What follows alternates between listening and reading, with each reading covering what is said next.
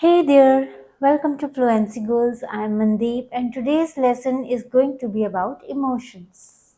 In this lesson, we are going to learn idioms that can be used to express emotions in various situations. In a day, we go through a variety of emotions: happiness, sadness, anger, love, anxiety. Right now, I'm feeling gratitude, and I want to thank you all from the bottom of my heart for supporting my channel and appreciating my work. Thank you to all those who have subscribed and are liking and commenting on the videos, and a request to the ones who are new here to subscribe and support this channel. A single emotion can be felt in a spectrum of intensity. If it is happiness that you are feeling, it can range from being mild to intense extreme happiness like euphoria. So I'm going to give you idioms on each emotion based on the spectrum of intensity. In this lesson, we'll be covering 6 basic emotions: happiness, sadness, anger, love, gratitude, and disappointment. So let's begin the learning.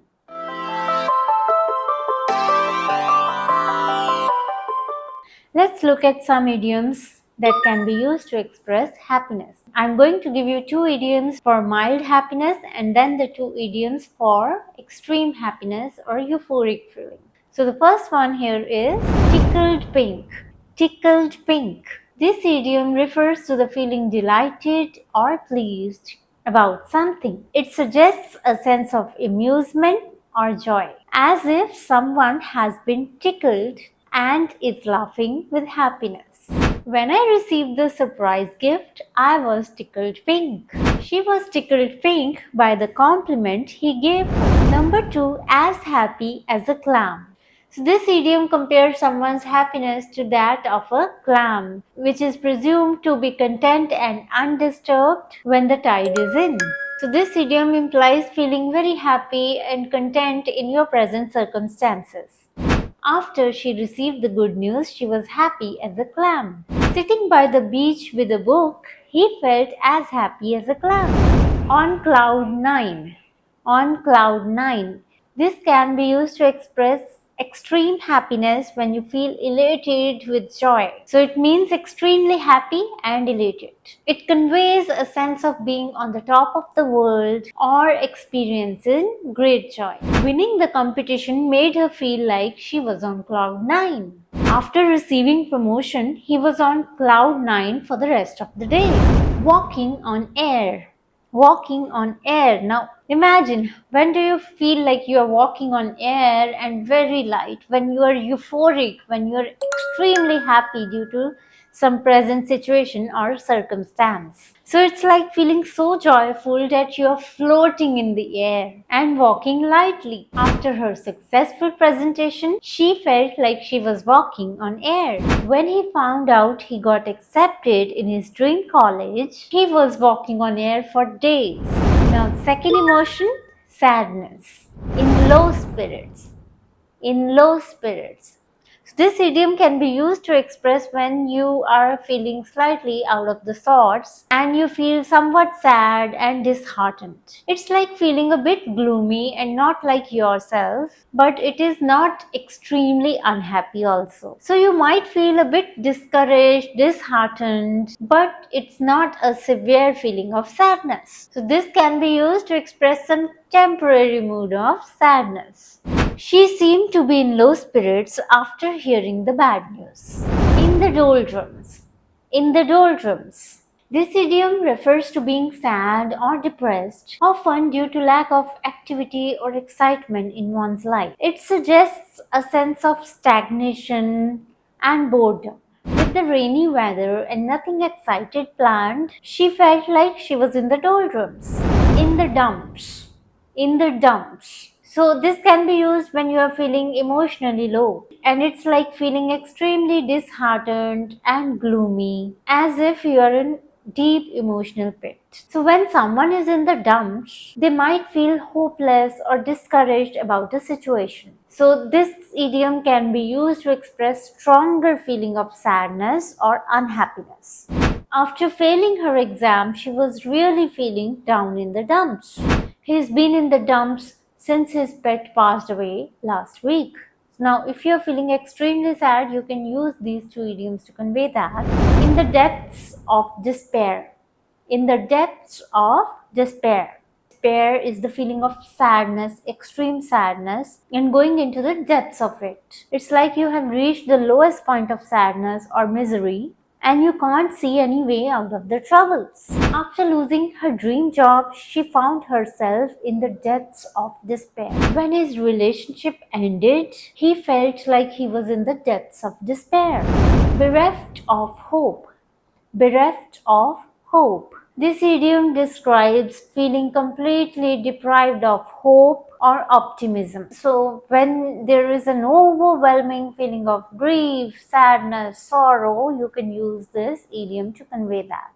After failing the exam for the third time, he completely felt bereft of hope. The villagers felt bereft of hope after the flood destroyed their homes. Now let's talk about the emotion of anger. Hot under the collar. Hot under the collar. This idiom suggests feeling slightly angry or irritated. It conveys a sense of heat rising to the face, indicating a mild level of frustration and annoyance. When someone is hot under the collar, they might feel their emotions rising and they are struggling to keep their composure and calm. When he realized he had forgotten his presentation notes, he felt hot under the collar. She always gets hot under the collar when someone criticizes her work. Seeing red. Seeing red. This idiom describes feeling angry or enraged, but not to an extreme extent, where you're not able to maintain your calm at all. It suggests a mild level of anger where the emotions are heightened but they are still manageable. After hearing the unfair criticism, he started seeing red. Whenever he talks about politics, he tends to see red and get into arguments. Flying off the handle. Flying off the handle.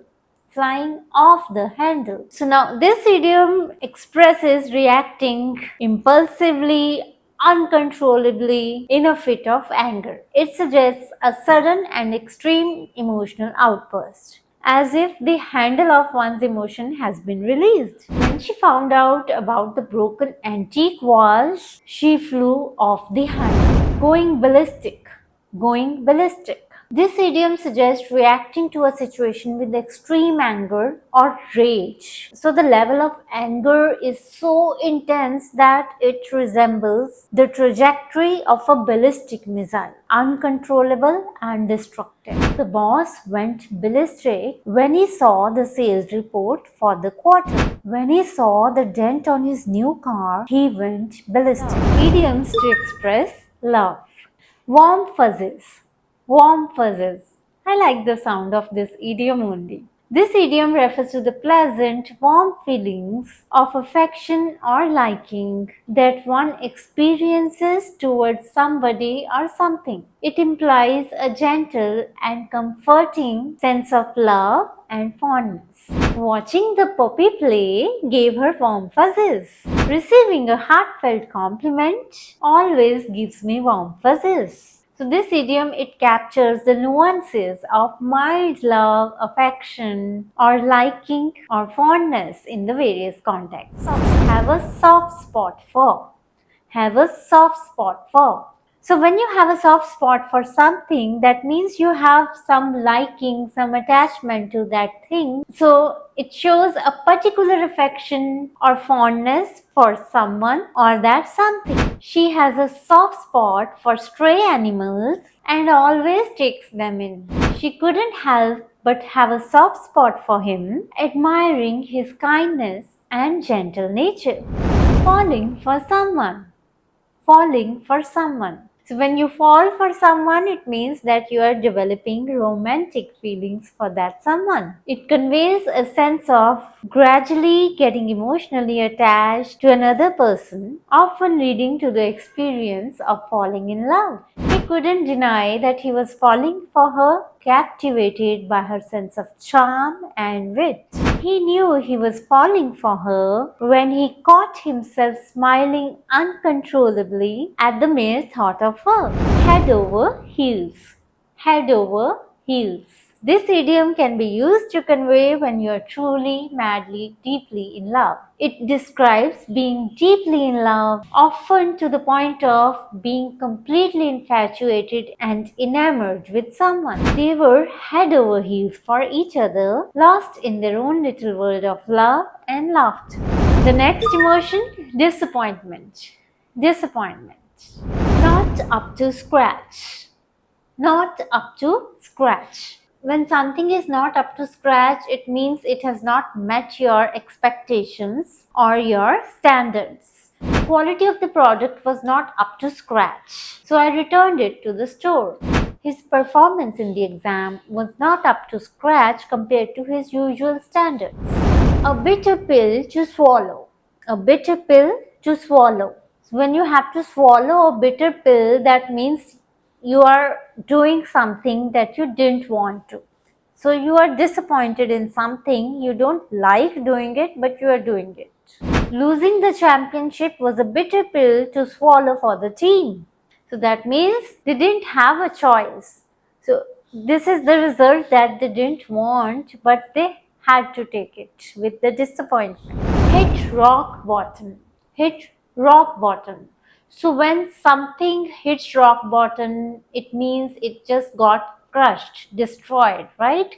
So it means that whatever hope you had, it just got crushed. So you are deeply disappointed, and it brings with it the lowest point of despair. After losing his job and going through a tough breakup, he felt like he had hit rock bottom. Rip the rug out from under someone. Rip the rug out from under someone. Imagine someone is standing and you just rip the rug out from the person. That means the person is going to have a devastating fall, isn't it? So when you convey that something ripped the rug from under someone, it means that there was a sudden turn of events and the person got blindsided or disappointed due to those sudden turn of events. His sudden resignation ripped the rug from under the team, leaving them scrambling to find a replacement. The unexpected news of company's closure ripped the rug from under the employees, leaving them shocked and uncertain about their future. So the next is feeling of gratitude. Count one's blessings. Count one's blessings. So when you count your blessings, that means you are grateful and you are looking at the positive side of things. So this idiom suggests that you are taking time to appreciate the good things in life and you are thanking God for bringing those things in your life. After the accident, she started to count her blessings, realizing how lucky she was to survive. Thank one's lucky stars. Thank one's lucky stars. This idiom implies feeling grateful for one's good fortune or luck. So the luck those lucky stars bring, and you feel grateful for that luck. So sometimes some circumstances suddenly turn favorable and they bring with them some opportunities that you didn't expect. At that moment, you can thank your lucky stars. He thanked his lucky stars when he found his lost wallet with all his documents still inside. He thanked his lucky stars for having supportive family and friends who stood by him during difficult times. Tip one's hat to. Tip one's hat to. So tip one's hat to means you're expressing your admiration, your gratitude to someone for their actions or achievements. It's like giving a little nod or gesture of recognition to show that you admire or approve of their actions. Similar to saying well done or good job. She tipped her hat to the chef for preparing such a delicious meal. He tipped his hat to his opponent after a well-fought match. In someone's debt. In someone's debt. So when you're in someone's debt, it means that someone did some kindness, some favor to you, which was really important to you, and now you feel grateful for that kindness. She felt that she was in her teacher's debt after all the guidance and support she received throughout the school year. She knew she was in her colleagues' debt after they covered her shifts when she was ill. So that was all about the emotions and idioms. I hope that these idioms are going to help you to express your emotions in a better way. I hope that you like this lesson. If you like it, then please give a thumbs up, and if you're new to my channel, do subscribe. It's a great support. Thank you so much. I'll see you next week with another lesson. Thank you so much. Happy learning.